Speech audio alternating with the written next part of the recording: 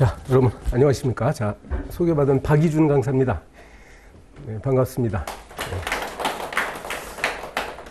3개월 남았는데요. 2차 시험까지 3개월 최선을 다해가지고 효율적으로 시간을 잘 활용하시면은 의외로 생각했던 것보다 만족할 만한 점수가 나올 수도 있습니다. 3개월을 너무 짧다고 생각하시면 안 되고요. 뭐 인간의 힘으로 못할 일이 뭐가 있겠습니까? 여러분 잘 해보십시오. 제가 맡은 과목은 이제 행정쟁송법이고요. 행정쟁송법의 과목의 특성을 여러분 아시면은 이제 따라서 그 공부 방향도 아실 수가 있습니다. 일단 그 개념 정의인데 처음 보는 단어들이 막 섞여 있어가지고 어려울 것이에요. 그래서 대충 보면은 무슨 말을 하고 있는지는 아마 짐작은 하실 텐데, 지금 이걸 설명드리는 건 그렇고요. 이제 어떤 제가 여러분 이해하기 쉽게 사례를 가지고 말씀드려보겠습니다. 자, 뭐 구청장 나오죠. 그래서 무슨 A 구청장이 있다고 합시다. 만약에 그 어떤 사업을 하고 있는 사람 갑이 있었는데 이 사람에 대해서 가령 뭐 영업정지 처분을 한 거예요. 그러면 이 사람이 위법한 행위를 했다는 이유로 구청장이 영업정지 처분을 했을 텐데 자기가 생각하기에 명백하게 위법한 행위를 했으면 뭐 감수해야지.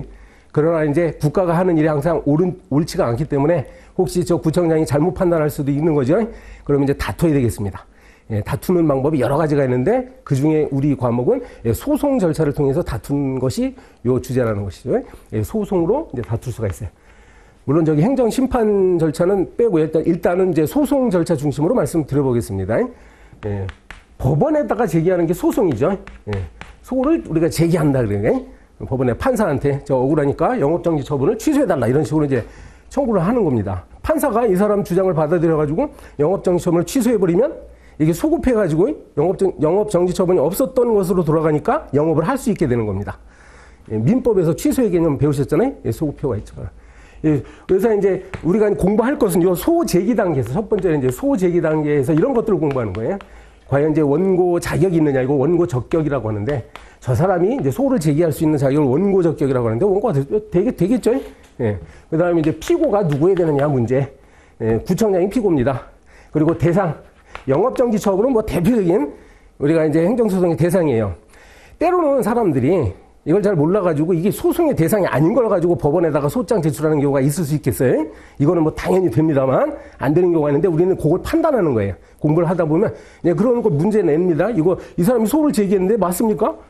법원으로서는 어떻게 판단해야 됩니까? 소송 대상이 아닌 걸 가지고 청구하면 각하시켜버려야 됩니다. 이제 대상이 되면 이제 본안 심리로 들어가는 거고. 뭐 대상, 그 다음에 그 제소 기간도 문제가 되겠죠. 여러분 민사소송이라고 했는데 민사소송은 이제 민법에서 배우신 그 소멸시효 기간이 지나지만 않았으면 나중이라도 뭐 한 10년 금전채권은 10년이잖아요. 10년 가까이 되더라도 소송 제기할 수 있어요. 민사소송은. 근데 행정소송은 이제 법관계를 조속히 확정시켜야 될 어떤 특성이 있어가지고 실제로 우리 법은 그 시간을 그렇게 많이 주지 않습니다. 저 영업정지 처분이 있다는 걸 아는 날로부터 90일 이내에 빨리 해야 돼요. 그러니까 3개월밖에 안 되죠. 그래서 바로 그러한 기간을 준수했느냐. 그 다음에 이제 행정심판이 사실 요거 이제 행정소송 절차는 아닌데 이것도 이제 우리 시험범위에 들어갑니다. 그래서 제가 소송 절차 중심으로 설명드린다고 했잖아요. 소송을 제기하기 전에 요때 이제 행정심판 청구하는 절차가 있는데 요 행심 절차를 거쳐가지고 와야 되는 경우가 있고 그렇지 않은 경우도 있어요.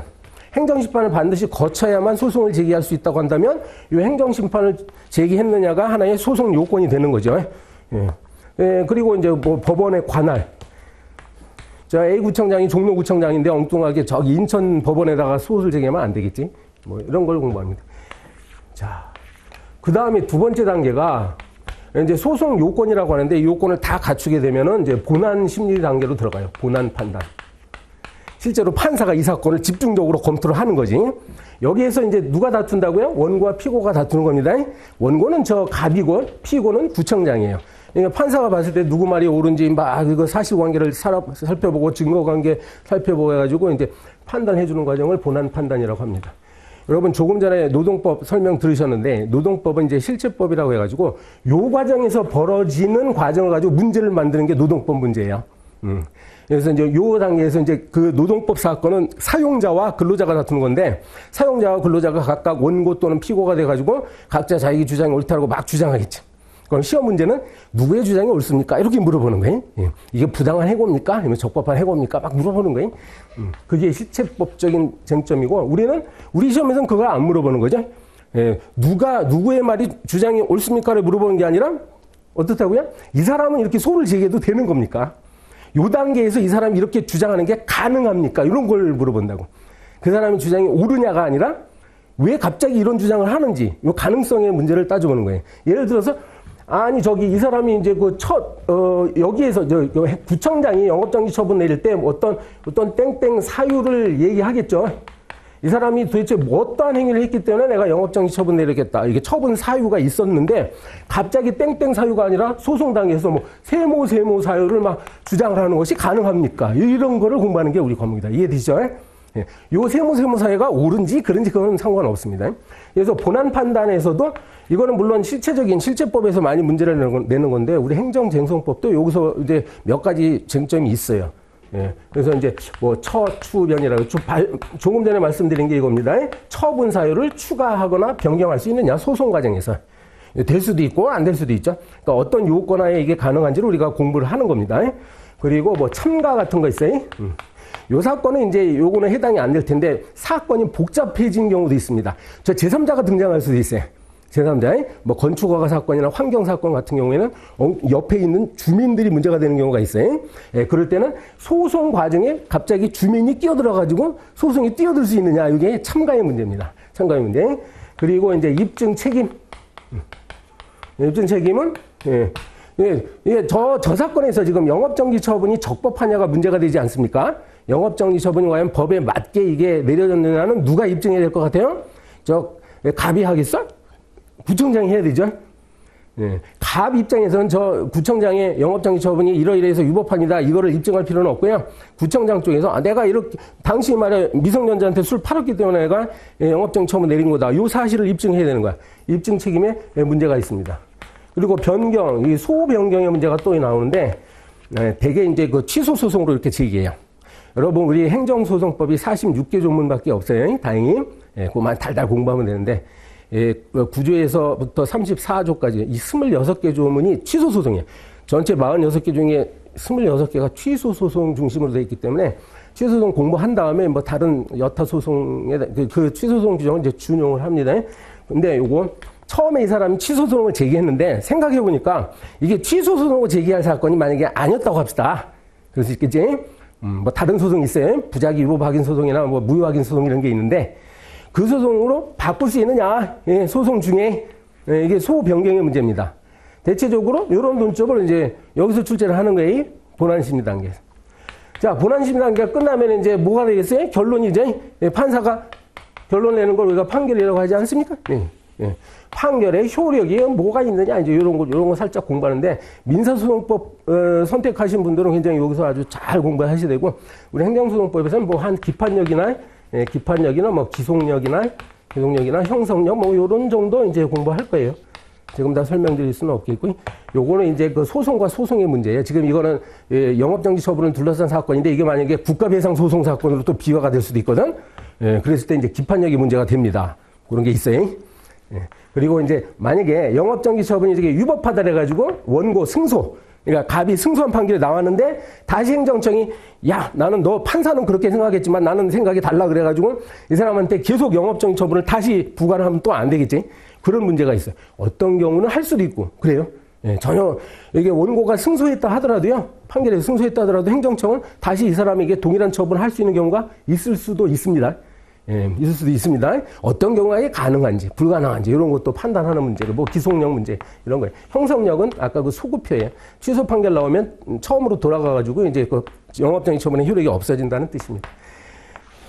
근데 민사소송법에서는 여기까지 하면 딱 끝나는데, 우리는 이제, 지금 죄송해요. 요거 말씀드릴게요. 이 판결 이후에 벌어지는 이런 복잡한 문제들 있잖아요. 이런 것들도 크게 중요하게 다뤄집니다. 재심까지도 출제되어 있어요. 재심이라는 건 이제 심판이 확정이 됐는데, 근데 나중에 증거가 뒤늦게 발견된다거나 그럴 수도 있어요. 소송 과정 중에 원고나 피고 쪽에서 혹시 위조한 서류를 제출했을 가능성도 있고, 허위의 증인을 내세워가지고 잘못된 판결을 유도했을 가능성이 있죠. 그런 거는 대개 민사소송에서 많이 벌어지는데, 우리 행정소송은 원래 민사소송법을 준용하고 있기 때문에 당연히 그런 내용들이 재심이 적용되고요. 특히 행정소송법은 제3자의 재심 규정을 특별히 뒀습니다. 이게 민사소송법에는 없어요. 여러분, 민사소송이라는 건 개인 당사자끼리 다투는 것에 불과하죠. 제3자가 끼어들 일이 없잖아. 민사소송은 채권자와 채무자 간에만 다투니까. 근데 행정사건은 되게 복잡해가지고 제3자도 이게 제3자는 아까 여기 소송에 참가할 수 있는 제도가 있다고 했었지? 예. 근데 만약에 이 제3자는 이 소송이 벌어지고 있다는 사실을 잘 모르잖아. 옆에 있는 사람들은. 그래서 혹시 참가할 수 없었던 어떤 사정이 부득이 있었다. 그래가지고 그 판결의 결과에 영향을 미칠 수 있는 어떤 그 뭐 공격 방어 방법을 제출할 기회를 잃어버렸다. 그러면은 뒤늦게라도 다시 법원에다가 이 사건, 이 판결 잘못했습니다. 그러니까 다시 심판해달라라는 절차도 딱 있습니다. 예. 여러분, 예. 지금 한 5분 동안 설명드렸는데 행정소송법 공부 다 하신 거예요. 알았죠? 어떻게 이해하기 쉽죠? 그리고 이런 걸 이제 처음 경험해 보시는 거잖아요, 여러분. 예. 재밌을 것 같지 않습니까? 신난다, 그지? 이제 새로운 세계에 들어와가지고 행정소송법. 이제 민법이나 노동법도 재밌는 과목이긴 하지만 요거 이제 훨씬 수월한 과목이라고 저는 생각합니다. 이거 절차법이에요, 절차법. 스포츠 경기에 비유하면은 여러분 이제 스포츠 경기의 룰이라는 것이 뭐 100년, 200년이 흘러도 그렇게 많이 변하지 않죠. 예, 100년 전부터 딱 굳어진 룰이 있단 말이에요. 여기 절차법은 그 룰을 익히는 거니까 어렵지 않죠. 그래서 뭐 판례도 중요하지만은 그 판례가 이미 50년 전, 60년 전에 나왔던 판례가 지금까지도 계속 하나의 법리로 거대하게 도도하게 이렇게 흐르고 있는 거예요. 갑자기 이게 특히 우리 과목은 뭐 최신 판례 이게 정말 중요하진 않습니다. 30년 전에 판례를 소재를 해가지고 막 냅니다. 예. 그리고 어떤 것이 솔직히 말하면 금년도에 시험이 뭐 무슨 주제가 이 안에서 나올 텐데 어떤 것이 출제되냐 이건 제가 뭐 판단할 수도 없고 판단할 필요도 없어요. 그거는 그날 이제 선정된 출제위원 기분에 따라서 선정되는 거야. 다 중요한 주제거든. 그러니까 금년에는 뭐 이걸 꼭 물론 이제 학계나 실무계에서 금년에 특히 2023년에 중요하게 다뤄지고 있는 뭐 주제가 있다면 혹시 그거 출제될 가능성이 조금 있겠지만 다 필요 없어요. 철저하게 공부하셔야 됩니다. 예, 어느 하나라도 놓치지 말고 전체 틀을 잘 이해를 해놓는 것이 중요해요. 그리고 나서 아까 노동법 선생님 말씀하셨듯이 이제 실제로 답안지에다가는 판례 문구를 이렇게 표현을 할 줄 알아야 되니까 예, 중요한 키워드 중심으로 해가지고 조금 외울 거는 외우고 근데 행정쟁송법은 뭐 이렇게 많은 법리가 복잡하고 쟁점이 막 복잡하고 그러지 않아. 예? 우리가 써야 될 거는 미리 다 준비되어 있습니다. 그래서 단기 합격반을 이게 가능한 이유가 이제 분명히 여기서 행정쟁송법 출제가 될 텐데 어떤 문제가 나오더라도 여러분 이제 묻지도 따지지도 않고 이제 막 이제 준비된 답안을 쓸 수 있도록 제가 여러분 잘 지도를 해드리도록 하겠습니다. 이게 뭐 소송 변경이 나올 수 있다. 그럼 소송 변경이 나올 때를 대비해가지고 뭘 써야 될지 답안이 다 모범 답안이 있는 거예요. 다만 이제 문제는 뭐냐면 이제 케이스 문제로 나오기 때문에 공부를 아는 사람과 한 사람의 차이는 요 케이스 문제가 지금 소송의 변경을 물어보는 문제지. 예? 도대체 소송 참가 문제인지. 물론 이제 한 1년 정도, 뭐 6개월 정도 공부하면 이제 훤해지는데 처음에 공부하시는 분들은 요게 어려워. 행정쟁송법은. 이른바 이제 논점이라고 하는데. 예, 논점을 잘못 잡아버리면 이제 과락 나와버리죠. 예, 출제자가 그 시험 문제지에다가 당신은 소 변경을 쓰세요. 이렇게 안 내니까 사안을 가지고 분석하는 거예요. 이게 공부하다 보면 비슷비슷한 개념들이 많아요. 기판력과 기속력 저 끝에 있었는데 공부하면은 몇 개월 공부하면 구별은 되는데 몇 개월만 공부하면 여러분 저처럼 여기 나와가지고 다른 분들한테 뭐 설명할 수도 있어. 기판력이 뭐 기속력이 뭔지. 근데 아마 이제 3개월 바짝 해가지고 9월 첫째 주인가요? 시험이? 그때 보면은 아마도 저거 헷갈려가지고 혹시 이 기속력인지 이게 기속력이냐? 기판력이냐? 그래가지고 엉뚱한 답안을 쓸 가능성도 있습니다. 네, 그런 상황이 벌어지지 않도록 3개월 동안 바짝 준비하셔야 되고요. 그 과정에서 제가 잘 도와드리겠습니다. 문제는 뭐냐면 뭐 암기도 암기지만 처음에 항상 모든 과목이 그렇죠. 이해하는 거예요. 예, 이해하는 겁니다. 이 제도의 개념, 이건 제도를 공부하는 거니까 제도의 개념, 그냥 차이점, 유사 개념들과의 차이점 이런 거 잘 비교해가면서 공부하면 돼요. 예, 그것만 조심하면 됩니다. 우리 행정쟁송법 과목에서. 엉뚱하고 쓰면 엉뚱한 거, 세 문제가 나오는데 크게 보면 50점짜리 하나고 25점짜리 죄송해요. 이거 준비해놨는데 이거 갖고 설명을 안 드렸네 하다 보니까 사실은 이제 그 화면 넘어가는 내용을 이미 다 말씀드렸네요. 요런 사건들이 등장한다는 거고, 그죠? 예. 요런 사건들이 등장한다는 것이고, 시험 보면은 뭐, 그죠? 행정심판법 61개 조문이 있고, 심판법이라고 있어요. 지금 내가 오늘 뭐 시간이 짧아서 심판법 얘기는 안 했는데, 소송법이 이제 중요하고, 소송법의 그러한 원리가 그대로 심판법에 들어가요. 그러니까 이 행정소송은 특이하게 민사소송과 달리 소송으로 가기 전에 전심 절차로 하나 더 있어요. 행정심판위원회라는 데다 한번 해보는 거예요. 저건 필수적 절차는 아니고 안 거쳐도 됩니다. 원칙적으로 그냥 소송으로 막바로 가는 거예요. 민사소송법 얘기를 맨 아래에 써놨는데 일단 시험 보면은 들어가게끔 공고에는 돼 있어. 근데 행정쟁송과 관련된 민사소송법 규정 이렇게 돼 있습니다. 그러니까 민사소송법 문제를 낸다는 건 아니고 원래 민사소송법은 500여 개 조문으로 이루어졌기 때문에 행정소송법 46개 조문에 다 담아낼 수가 없잖아요. 없는 부분들은 이제 민사소송을 딱 준용하는데 민사소송법 다 공부할 것도 없고 요 주제와 관련된 민사소송 주제 법규가 문제된다 그 뜻이에요. 그러니까 여러분 따로 이제 민사소송법 선택하시는 분은 걱정 없는데 선택하지 않더라도 걱정하지 마세요. 제가 이제 관련되는 부분 요거 학습할 때 잘 설명드리는 거니까. 출제 경우 이렇게 이제 케이스로 나온다. 이 실제로 이거 요약한 거고 한 10줄 나옵니다. 케이스가. 예, 좀 보세요. 이게 지금 처음에는 여러분 몰라. 그래서 요 딱 1번은 뭐고 2번은 3번은 뭐고 이제 출제자가 다 각각의 쟁점이 다르니까 이렇게 냈겠지. 이거 헷갈리지 말고 요걸 잘 뽑아내는 실력을 우리가 키운다 생각하시면 되겠습니다. 이게 도대체 뭘 물어보는 거지? 뭐 여기 나왔네? 아이고, 미안. 아까 이제 입증 책임 했잖아요. 입증 책임 나왔잖아요. 입증 책임. 소병합은 이제 여기에서 관할 문제에서 병합이 또 문제가 됩니다. 이런 것들이.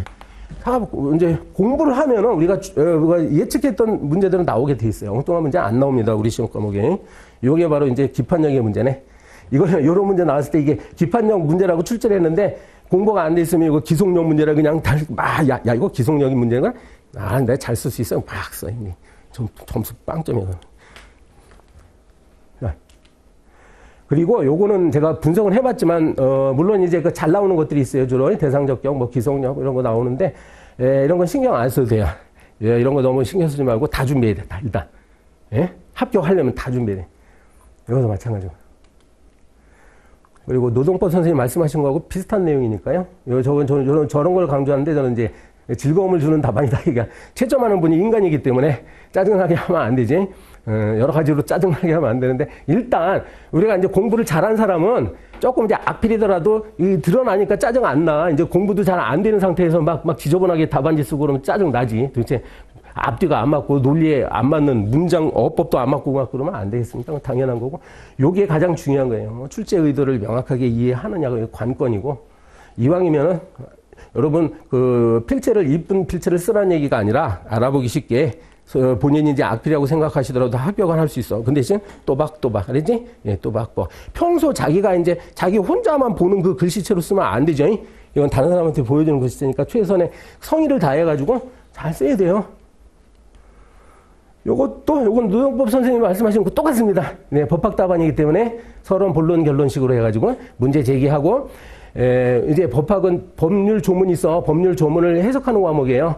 법률 조문을 해석하는 게 판례가 있고 학설이기 때문에 최대한 공부했다가 그런 내용을 여기다 쓰고, 그래서 나는 이 사건을 이렇게 생각한다. 여기 뭐 이렇게 결론을 내린 건 뭐 법학에선 정형화된 답안 순서입니다. 공부 태도.